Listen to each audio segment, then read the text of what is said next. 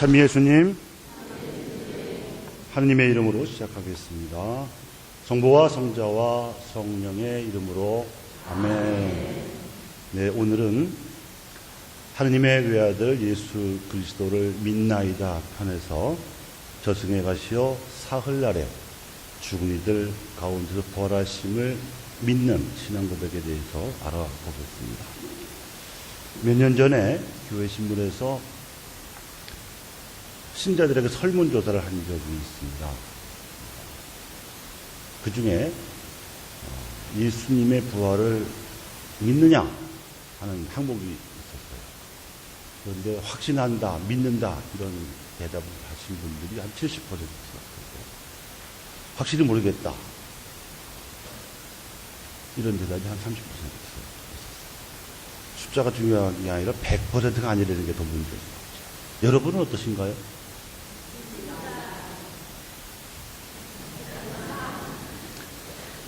부활에 대해서 확실하지 못하는 건 대단히 심각한 문제입니다. 왜냐하면 우리 그리스도 신앙이 부활의 신앙이거든요. 확신하지 못하는 경우도 무슨 몸 믿어 주겠다라기보다는 체계적인 설명을 들어본 적이 없어서일 거라고 생각을 해서 오늘 잘 말씀드려보도록 하겠습니다.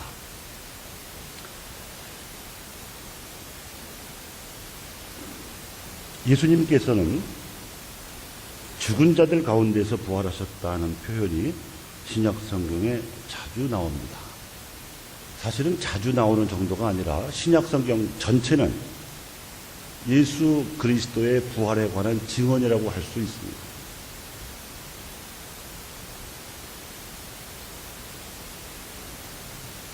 복음사가들은 예수님을 주어로 해서 직접 부활에 이르기까지의 과정을 4가지 복음서로 기록한 것이고, 사도행전은 역사적인 사건들을 중심으로 해서 기록한 것이고, 나머지 사도들 편지는 편지 형태로 예수 그리스도의 부활을 증언하는 책들입니다. 이는 예수님께서 부활하시기 전에 죽은 자들의 거처에 머물러 계셨다는 사실을 전제합니다. 예수님께서는 모든 사람과 마찬가지로 죽음을 겪으셨고, 그 영혼은 죽은 이들의 거처인 저승에서 그들과 함께 계셨습니다. 그러나 그분은 그곳에 묶여있는 영혼들에게 복음을 선포하는 구원자로서 그곳에 내려가신 것입니다. 저승으로 번역된 단어는 본래 구약성서의 히브리어 쉐올에서 기원한 것으로서 욥기 10장 21절에 보면 돌아오지 못하는 곳, 또 욥기 10장 21절 이하에 보면은 깊은 어둠이라는 뜻, 또 침묵이 지배하는 곳이라는 뜻 등이 담겨있는 단어입니다. 요컨대 죽은 이들이 아직 천국에 들어가지 못하고 머무는 곳을 저승이라고 합니다. 이곳은 선한 사람이든 악한 사람이든 죽은 모두가 가는 곳입니다. 예수님께서 저승에 가셔서 구해내신 영혼들은 아브라함의 품에서 자신들의 구원자를 기다리던 거룩한 영혼들입니다. 예수님께서는 지옥에 떨어질 사람들을 구하거나 저주받은 지옥을 없애기 위해서가 아니라 당신보다 먼저 간 의인들을 해방시키고자 저승에 가신 것입니다. 결국 예수님께서는 요한복음 5장 25절에 나오는 대로 죽은 이들이 하느님 아들의 목소리를 듣고 그 목소리를 듣는 이들을 살게 하시고자 죽음의 시련으로 내려가셨습니다. 생명의 주관자라고 사도행전 3장 15절에 고백하는 예수님께서는 죽으심으로써 죽음의 세력을 잡은 악마를 멸망시키시고 한평생 죽음의 공포에 쌓여 살던 사람들을 해방시켜 주셨습니다. 히브리서 2장 14, 15절의 기록입니다. 이제는 부활하신 그리스도께서 묵시록 1장 18절에 나오는 대로 죽음과 저승의 열쇠를 쥐고 계시며, 필립비서 2장 10절에 나오는 대로 하늘과 땅 위와 땅 아래에 있는 모든 것이 예수님의 이름을 받들어 무릎을 꿇을 것입니다.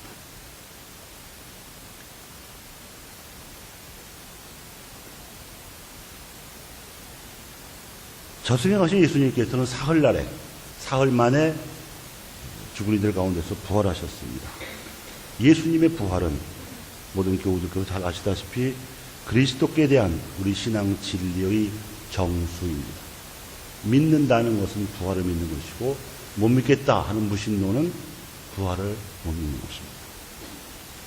초대 그리스도교 공동체가 이를 중심 진리로 믿고 실천했고, 성전, 즉 교회의 거룩한 전통이 근본 진리로 전승했을 뿐만 아니라 신약 성경의 기록으로 확립이 되어서 십자가와 함께 파스카 신비의 핵심 부분으로 가르쳐온 신앙 진리가 바로 부활입니다. 부활에 대한 예수님의 가르침을 살펴보겠습니다. 복음서를 잘 읽어보면 예수님께서는 당신의 죽음과 부활에 대해서 제자들을 미리부터 가르치셨다는 것을 알 수가 있습니다. 당신의 부활을 염두에 두신 예수님의 가르침 중에서 중요한 내용들을 간추려 보면 다음과 같습니다. 첫째는 죽음 뒤에는 영원한 삶이 있다. 죽음은 끝이 아니다. 예수님께서는 당신 아버지의 나라에서도 영원히 계속될 생명의 원천으로 당신 자신을 계시하시면서 당신이 이 세상에 오신 이유는 그 일을 이루기 위한 것이었다고 말씀을 하셨습니다. 즉 요한복음 11장 25절에 있는 대로 나는 부활이요 생명이니 나를 믿는 사람은 죽더라도 살 것이다. 앞에 죽음은 육신의 죽음이지만 뒤에 삶은 영혼의 부활, 영원한 삶입니다. 또 요한복음 10장 10절에 보면 나는 양들이 생명을 얻고 더 얻어 풍성하게 하려고 왔다 하는 말씀도 하셨습니다. 죽음은 끝이 아닙니다. 두 번째, 그런데 죽음이 끝은 아닌데 죽음이 모든 사람에게 같은 결과를 가져오지는 않습니다. 믿지 않는 이들이 진지하게 받아들이지 않는 현실이 바로 이 점이죠. 이 세상에서 편하게 또는 떵떵거리면서 살다 가면 그뿐이라는 생각으로 살기 때문에 그렇게 사는 게 아닐까, 안 믿는 게 아닐까. 또 하느님보다 더 중요시하는 가치들, 돈이라든지 명예라든지 체면이라든지 이런 게 바로 이 두 번째 사항에 대한 고려가 없기 때문에 그럴 거라고 생각합니다. 하느님을 모시고 영원히 사는 행복이 있는 반면에 하느님을 다시 뵙지 못하는 징벌이 있습니다. 이게 왜 징벌이냐면 우리 믿음에 따르면 인간이라는 피조물은 하느님에게서 힘을 받아야 온전히 살 수가 있는 존재입니다. 살아서도 죽어서도. 그런데 사는 동안에 하느님과의 관계를 단절시켜 버려놓으면 죽은 다음에 연결할 방법이 없어요. 그것이 징벌이 되는 거예요. 믿음은 그 중요한 진리를 가르쳐 주기 위해서 믿지 않는 사람에게는 다른 방법이 없는 거예요. 여러분, 부자와 라자로의 비유 기억나시죠? 죽은 다음에는 방법이 없습니다. 그 부자는 뒤늦게 라자로를 당신 집에 보내서 아직도 자기처럼 인색하게 사는 동생들을 깨우쳐 주라고 했지만 아브라함은 거절할 수밖에 없었습니다. 이미 모세와 예언자들의 말씀이 기록된 성서가 있는데 성서도 안 믿는 사람이 다른 사람의 말을 듣겠나 이거죠. 우리가 정말 두려워해야 할 죽음은 육신의 죽음이 아니라 영혼의 죽음이라고 예수님은 가르치셨습니다. 마태오복음 10장 28절에 육신은 죽여도 영혼은 죽이지 못하는 사람들을 두려워하지 말고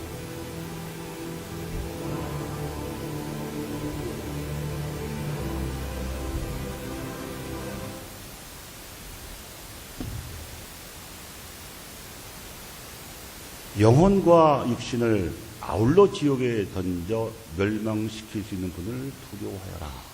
이렇게 명확하게 선을 그으셨습니다. 세 번째, 부활에 대한 예수님의 가르침은 예수님은 당신의 죽음과 부활을 여러 번 예고하셨다는 사실입니다. 십자가 죽음도 당신이 모른 채로 어쩌다가 우연히 겪게 된 현실이 아닌 것처럼 당신은 당신의 운명을 미리 알고 계셨고 제자들에게도 여러 번 힘을 주어서 강조하셨습니다. 예를 들면 요한복음 2장 19절, 이것은 성전 정화 사건 때 하신 말씀입니다. 이 성전을 허물어라. 내가 사흘 안에 다시 세우겠다. 당시 예루살렘 성전은 화려한 성전이었습니다. 63년 동안 걸려서 지은 건물이고요. 그리고 지붕에 은박을 입혀놨기 때문에 예루살렘 성전을 순례하러 온 사람들이 저 지평선 너머에서도 햇빛에 반사되어서 반짝이는 그 빛을 보고 성전의 존재를 알 수 있을 정도였습니다. 그러나 예수님이 보시기에는 그 성전은 타락해 있었습니다. 강도의 소굴, 도둑의 소굴로 만들어 놓았다. 그러니까 그 성전을 관리 감독하는 대사제들이 온갖 으로 뒷돈을 받아서 제사의 제물로 바칠 때 쓰는 양이라든지 또는 가난한 이들이 양을 살 돈이 없어서 사야 하는 새, 이런 것들을 파는 권한에다가 커미션을 받았어요. 또 외국에 사는 유대인들이 와서 환전을 해야지 되는데 그 환전상한테도 허가해 준 대가로 뒷돈을 받았습니다. 그래서 은행이 없던 당시 예루살렘 성전은 가장 돈이 많이 모이는 중앙은행 역할을 했습니다. 그래서 이 성전을 허물어라. 내가 사흘 안에 다시 세우겠다. 당시는 제자들도 대사제들도 그 말씀의 뜻을 못 알아들었습니다. 그러나 요한복음서가 기록한 바에 의하면 나중에 생각해 보니 다시 세워질 성전은 돌아신 예수 그리스도의 몸이었습니다. 그리고 제자들에게도 3번이나 같은 내용의 예고를 하셨는데 그 중에 마르코복음 9장 31절에 보면 사람의 아들이 잡혀 사람들의 손에 넘어가 그들에게 죽었다가 사흘 만에 다시 살아날 것이다 했는데 제자들은 그 뜻이 뭔지 두려워서 감히 묻지조차 못했다고 복음사가들이 기록하죠. 그 뜻만, 이 말씀의 뜻만 모르는 게 아니고 딴 생각이 있었죠. 예수님이 예루살렘 성전에 들어가시면 무슨 큰 권력이라도 차지하시는 줄 알고 그렇게 되면 자기들도 한 자리 차지할 그런 생각에서 누가 더 높은지 서열 다툼을 했던 한심한 제자들이었습니다. 이제 부활에 대한 예수님의 가르침에 이어서 예수님 부활의 의미에 대해서 살펴보고자 합니다. 그것은 한마디로 줄이면 역사적인 사건이면서 동시에 역사를 초월하는 사건인 예수님의 부활이라고 할 수 있습니다. 예수님께서 부활하셨다는 것은 신약 성경이 증언하듯이 역사적으로 확인되는 실제 사건입니다. 제자들이 발견한 빈 무덤이 그렇고 또 부활하신 예수님과 만났다는 많은 사람들의 증언이 이를 뒷받침하고 있습니다.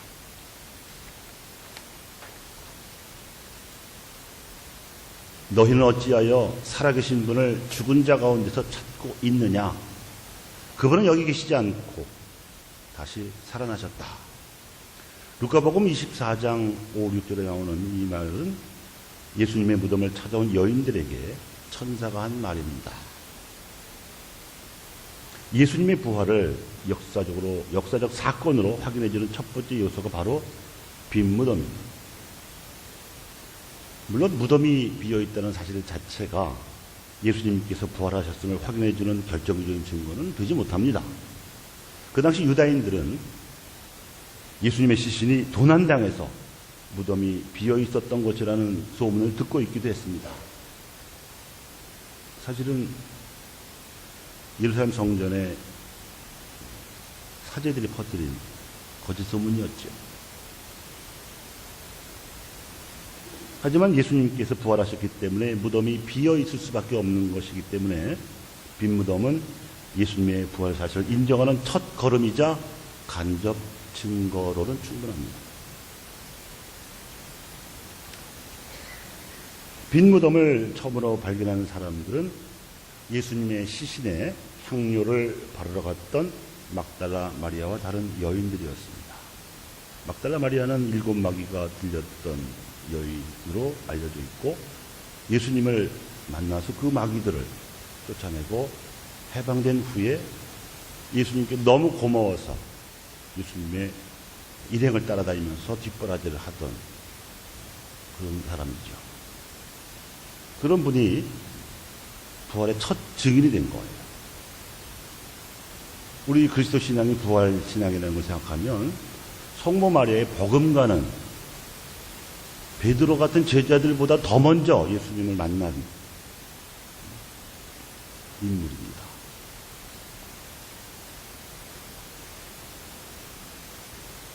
막달라 마리아와 다른 여인들이 무덤에 갔을 때 무덤이 비어있다는 것을 알고 나서는 혼비백산해서 제자들에게 알리러 갔죠.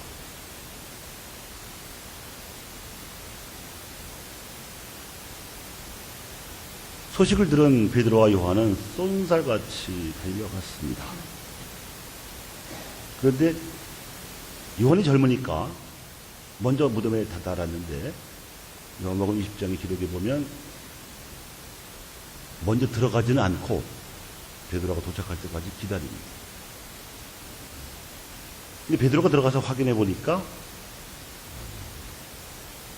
수의가 흩어져 있는 것은 맞는데 예수님의 얼굴을 쌌던 수건은 따로 한 곳에 잘 개켜져 있는 것을 보고 시신이 도난당한 것이 아니라 예수님께서 부활하셨음을 믿게 돼요. 이미 예수님으로부터 부활을 예고받았기 때문에 믿을 수 있었겠죠.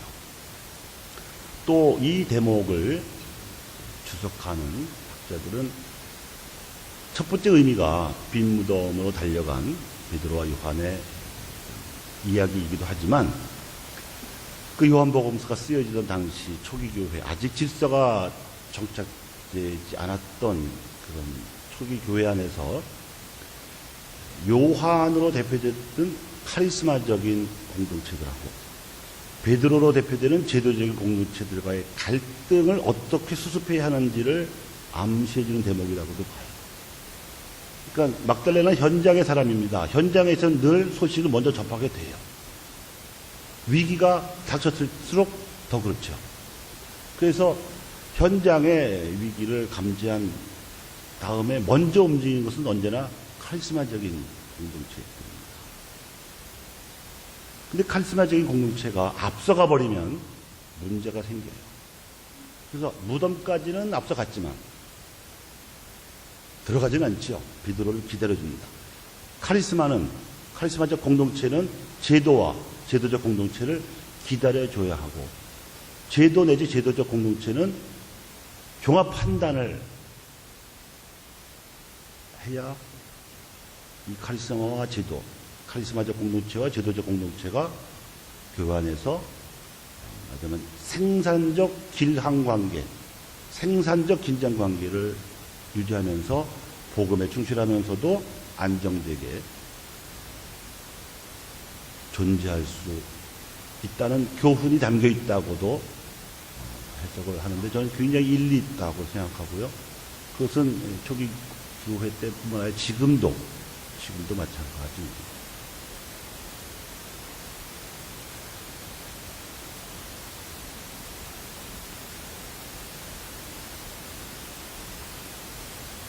빈 무덤을 발견한 여인들은 무덤 밖에서 동산지기의 모습으로 나타나신 부활하신 예수님을 처음으로 만났습니다. 그래서 예수님인 줄을 알아보지 못하고 막달라 마리아가 부탁을 했죠.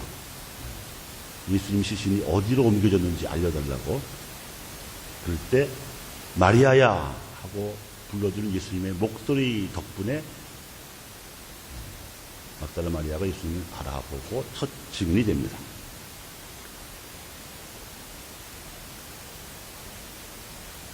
나중에는 베드로에게도 나타나셨고 12제자에게도 나타나셨습니다. 그리고 한꺼번에 500명이 넘는 사람들에게도 나타나셨습니다. 그 중에 바오로도 포함되어 있죠.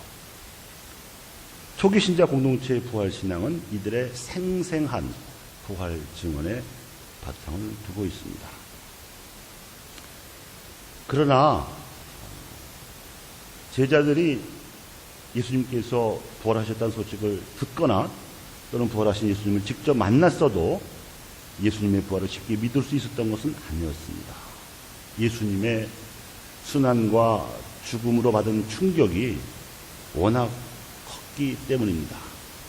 지금 보시는 화면의 그림은 엠마오로 가는 제자들의 모습을 그린 성화입니다. 시리와 허탈에 빠져서 쫓기듯이 피난 가듯이 가던 그들에게 예수님이 나타나셨죠. 지금 우리 가톨릭 성가집에는 빠졌습니다만 옛날에 공동체 성가집에는 310번 엠마우스라는 노래가 있었습니다. 살레시오의 원선호 신부님이 작곡하신 노래인데 제가 한번 들려드릴게요.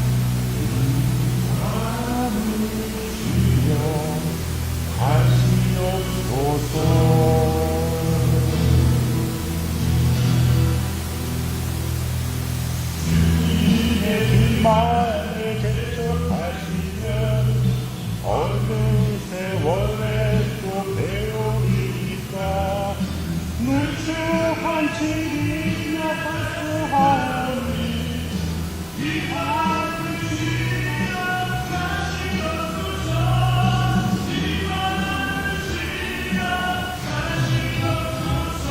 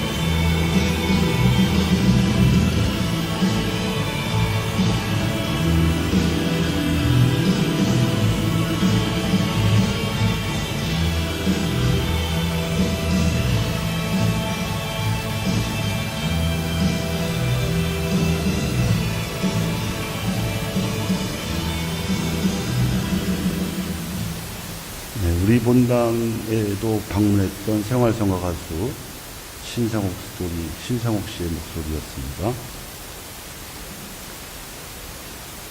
복음서들은 예수님의 부활로 열광하는 제자들의 모습을 보여주기는커녕 기가 꺾이고 두려워하기까지 하는 제자들의 모습을 보여줍니다.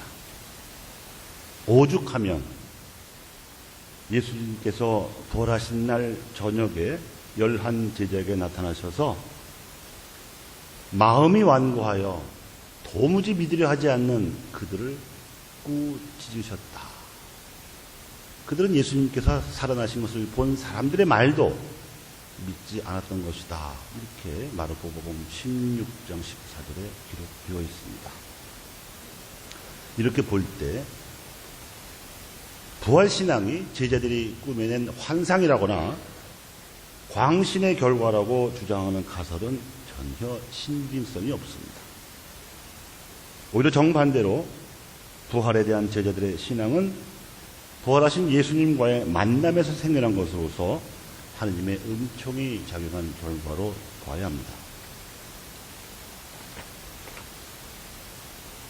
부활하신 예수님께서는 제자들이 당신을 만지게도 하시고 함께 식사도 하심으로써 당신이 유령이 아니라는 사실을 깨닫도록 이끄셨습니다.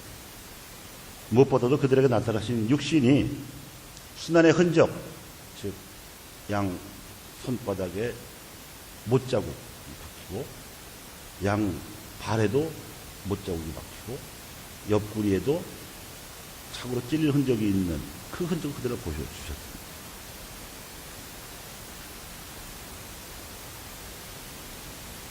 한편 이 육신은 영광스러운 육신의 새로운 특성들도 함께 지니고 있어서 시간과 공간의 제약을 받지 않고 원하는 곳에 원하는 때에 마음대로 나타나실 수 있었습니다.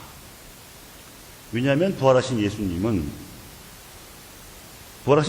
인성은 더 이상 지상에 매여 있지 않고 하느님의 신적인 영역에 속하게 되었기 때문입니다.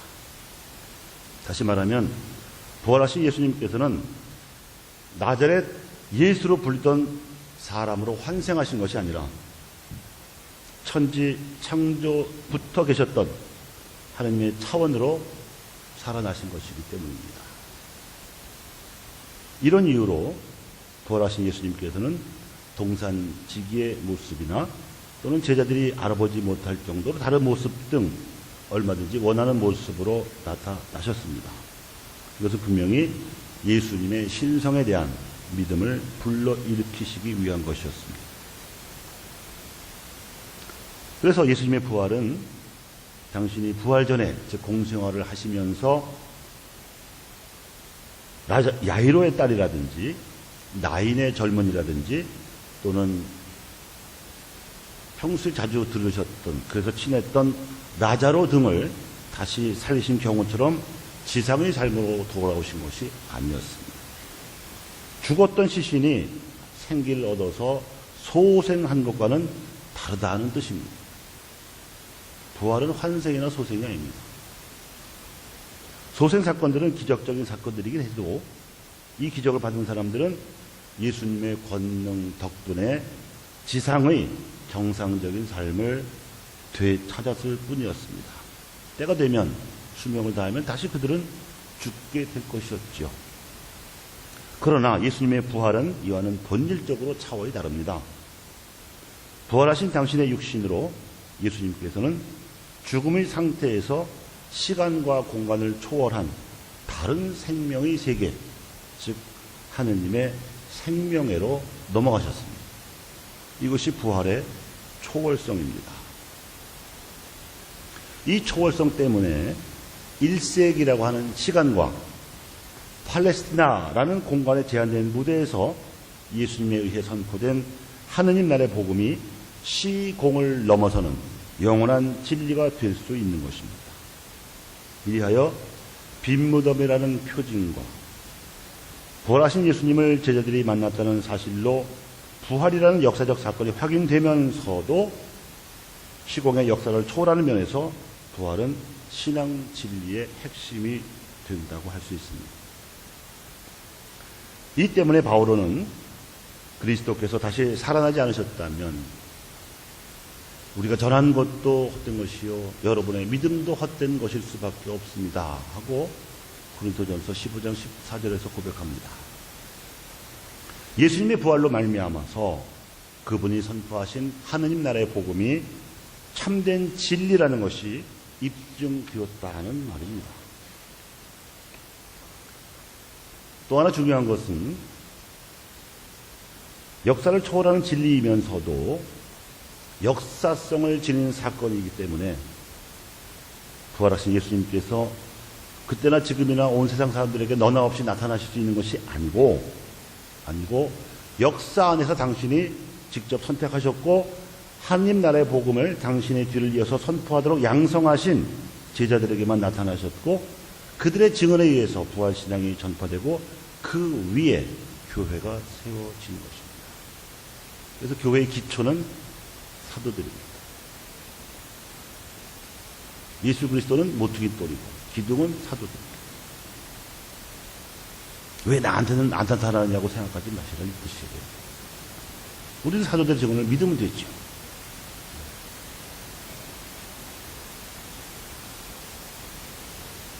이제 세 번째로 부활의 의미와 구원 효과에 대해서 생각해 보겠습니다. 부활의 초월성에 따라서 부활은 무엇보다도 예수님께서 친히 행하시고 가르치신 모든 것들을 진리로서 확인해 주는 것입니다. 예수님께서 약속하셨던 당신의 신적 권위에 대한 결정적인 증거를 부활로서 보여주셨기 때문에 비록 인간의 정신이 도저히 도달할 수 없는 것일지라도 그 모든 진리는 정당화됩니다. 부활은 믿는 것이지 따져보는 것이 아닙니다. 암만 따져도 부활은 이해되지 않습니다. 하느님이 되신 겁니다. 차원이 다르기 때문에 그렇습니다. 우리가 대신경에서 성서 말씀대로 사흘날에 부활하심을 믿는다고 고백을 하는데 여기서 성서 말씀대로라고 하는 표현은 예수님의 부활이 우선은 구약의 약속이 성취된 것, 또 예수님께서 사시는 동안 또 직접 하신 약속이 성취되고 실현된 것이라는 뜻입니다. 예수님의 부활은 그분이 바로 하느님의 아들이시면서 곧 하느님 자신이심을 증명한 것입니다. 이렇게 해서 부활은 하느님께서 지니신 영원한 구원 계획에 따른 강생이 완성된 사건이라고 할 수가 있습니다. 부활의 신비에는 두 가지 측면이 있습니다. 첫째는 예수님께서 당신의 죽음을 통해서 우리를 죄에서 구원해 주셨다는 것, 그리고 당신의 부활을 통해서 우리에게 새 생명의 길을 열어주셨다는 것입니다. 다시 말씀드리면 죽음을 통해서 우리를 원죄의 사슬에서 구해주셨고 부활을 통해서 새 생명을 열어주셨습니다. 그래서 사도 바울은 이렇게 말합니다. 그리스도께서 죽은 자들 가운데서 하신 것처럼 우리도 새 생명을 얻어 살아가게 된 것입니다. 로마서 6장 4절의 말씀입니다. 이것을 오를 의자를 써서 의화의 은총이라고 합니다. 의화는 죄로 생겨난 죽음에 대한 승리이며 은총에 대한 새로운 참여라고 할 수 있습니다. 부활은 죽음에 대한 승리라고 말씀을 드렸는데 이 말씀은 부활이 죽음을 무력화시키셨다는 뜻입니다. 예수님을 죽인 자들의 의도는 예수님이 하고 계셨던 하느님 나라의 복음 선포 활동이 퍼져나가지 못하게 막으려고 했던 거죠. 그래서 죽임은 끝난 줄 알았는데 부활하셔가지고 그 의도가 완전히 무력화됐어요. 오히려 더 퍼져나갔어요. 죽음을 없앴다는 게 아닙니다. 죽음은 있죠. 아직도 죽음은 우리에게 거역할 수 없는 운명으로 남아있습니다. 하느님의 섭리죠. 죽음은 벌도 아닙니다. 삶의 자연스러운 그리고 중요한 한 순간이지요. 그런데 예수님께서 부활하셔서 새로운 생명의 길을 열어주셨기 때문에 죽음이 무력화되었다고 말하는 겁니다. 그러니까 예수님의 부활을 믿는 사람들, 그리고 예수님을 따라서 우리도 부활할 것을 믿는 사람들에게는 더 이상 죽음은 삶의 끝이 아니고 공포의 대상도 아니게 된 것입니다. 여러분은 죽음을 인간적으로는 겪어보지 않은 일이기 때문에 막연히 두려워할 수 있지만 진지하게 생각해 보면 죽음은 말이죠, 새 생명을 얻는 성사입니다. 부활의 성사입니다. 영원한 생명과 하나님 나라로 가는 성사라 이 말이죠.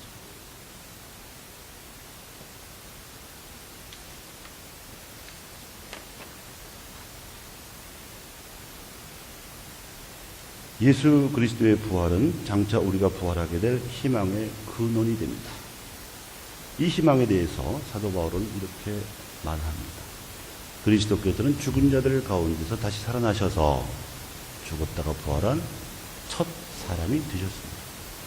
아담으로 말미암아 모든 사람이 죽는 것과 마찬가지로 그리스도로 말미암아 모든 사람이 살게 될 것입니다.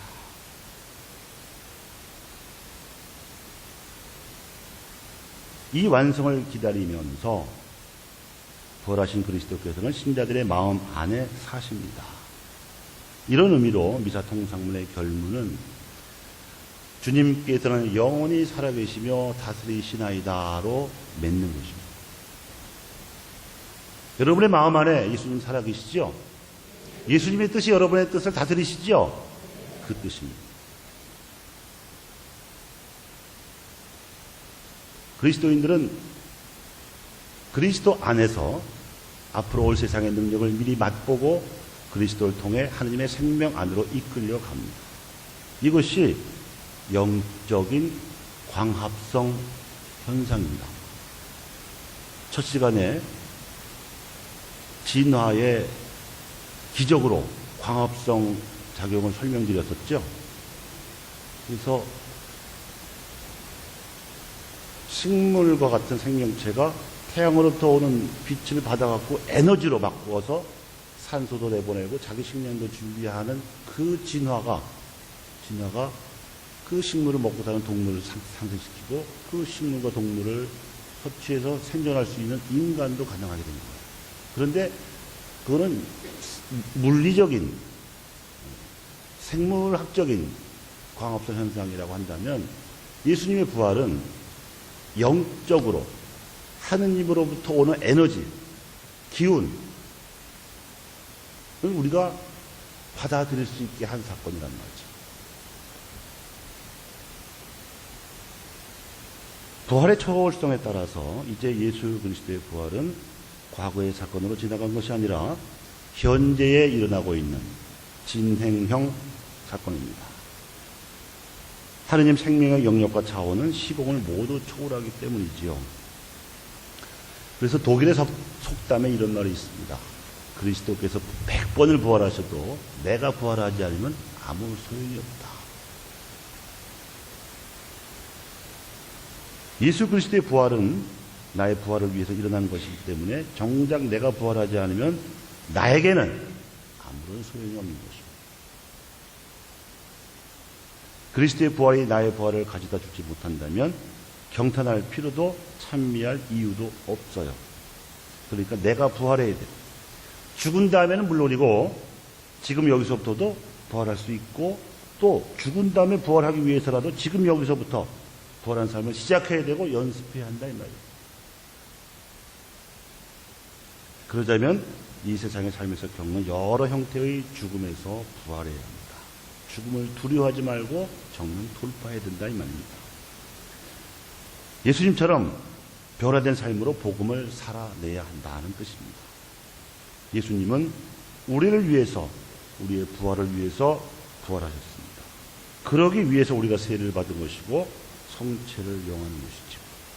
그래서 세례 성사 때는 반드시 부활처를 켭니다. 그게 그 뜻이에요. 세례 성사로 시작하고 성체 성사로 정점에 달하는 성사 생활은 우리를 부활시키기 위한 예수님의 초대입니다. 순환과 죽음 이전에도 예수님께서는 이미 부활한 삶을 사셨습니다. 다만 제자들이 믿음의 눈이 열리질 않아서 알아보지 못했을 뿐입니다. 그 당시, 그러니까 공생활 초기에 이미 당신의 능력을 알아보고 찾아온 니코데모에게 예수님께서는 이렇게 말씀하셨습니다. 내가 진실로 너에게 말한다.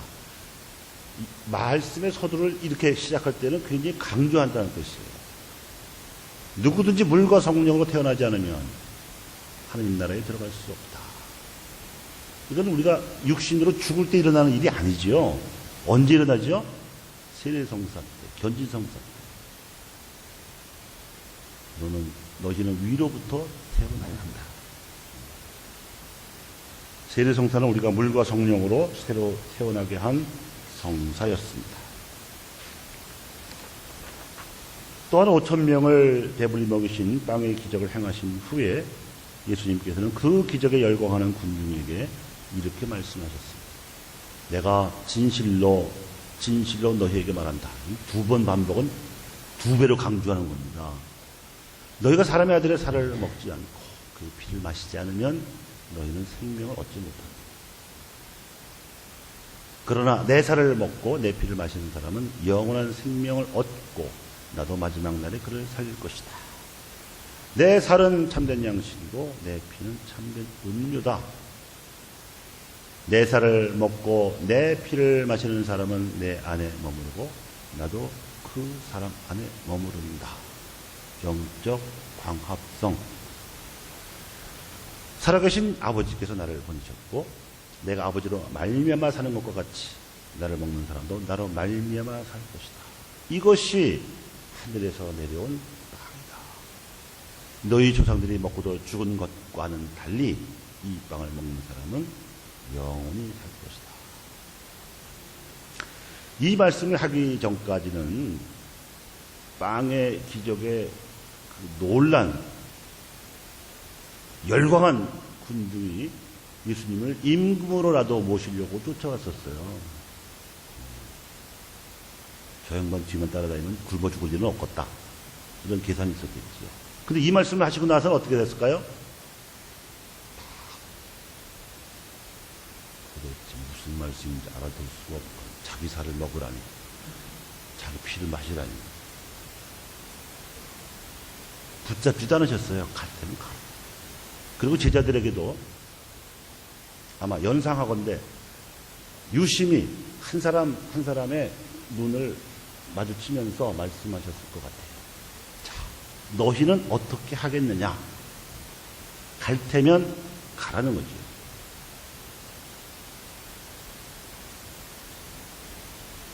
성체성사의 진리는 믿든지 떠나든지 선택해야 하는 진리입니다. 여러분은 어떻게 하시겠습니까? 떠나시겠습니까? 믿으시겠습니까? 아멘! 다행히 말이죠. 베드로가 선생님께서 영원한 생명을 주는 말씀을 가지시는데 선생님을 두고 우리가 어디로 가겠습니까? 이런 대답을 해서 위기를 넘어갔어요.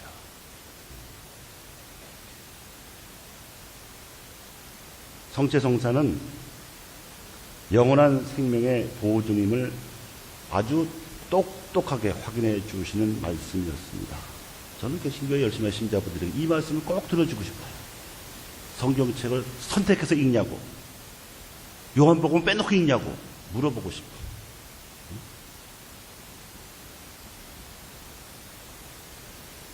영원한 생명은 부활한 삶의 다른 이름이거든요. 그러니까 성체성사는 부활한 삶을 만들어주는, 이끌어주는, 양육해주는 보증입니다.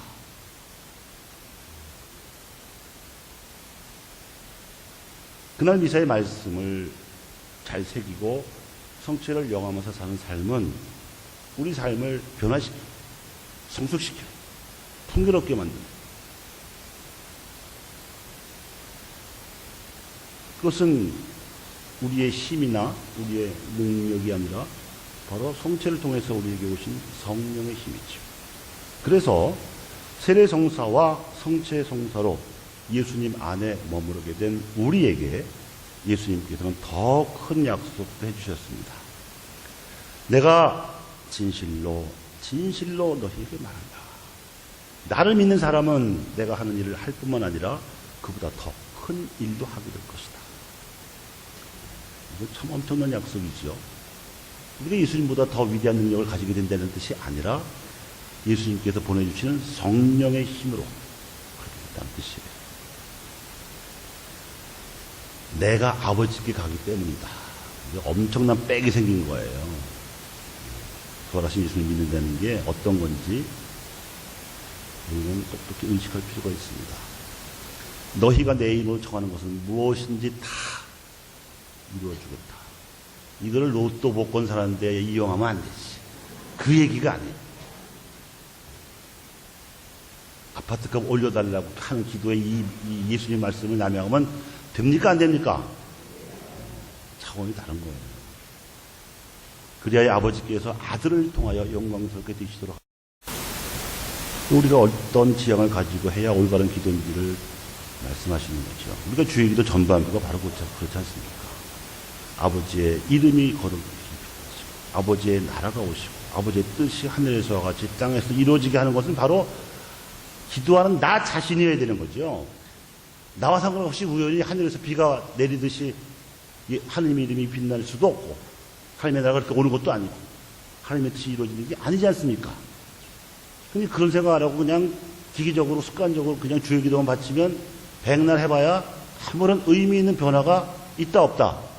없습니다. 없습니다.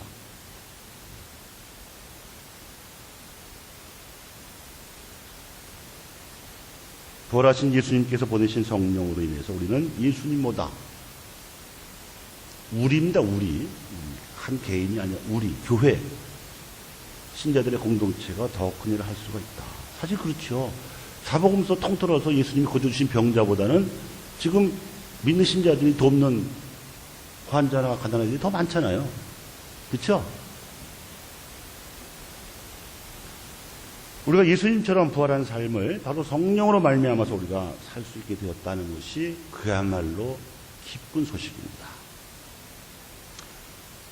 그래서 부활 시기에 자주 불려지는 성가 중에 134번 거룩하다 부활이여가 있습니다. 여러분 한번 앞에 있는 성가책을 한번 꺼내서 찾아보시기 바랍니다.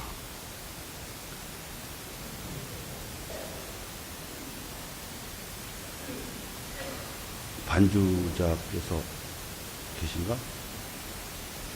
반주자 없어요? 반주만 하고 간 거예요? 그 4절에 보면 우리의 지향이 고스란히 담겨 있습니다. 바로 부활하신 우리 주께 영원 무궁 영광이요 부활하신 우리 주여 우리 부활시키소서. 그래서 우리 4절만 마침 전거로 부르고 마치겠습니다. 저는 이게 잘 작아 보여서 안 보이는데 부활하신 우리 주께 영원 무궁 영광이요 부활하신 우리 주여 우리 부활시키소서. 할렐루야 할렐루야 할렐루야 예수 부활이요 영광이요 우리 주 예수께 성부와 성자와 성령의 이름으로 아멘. 감사합니다.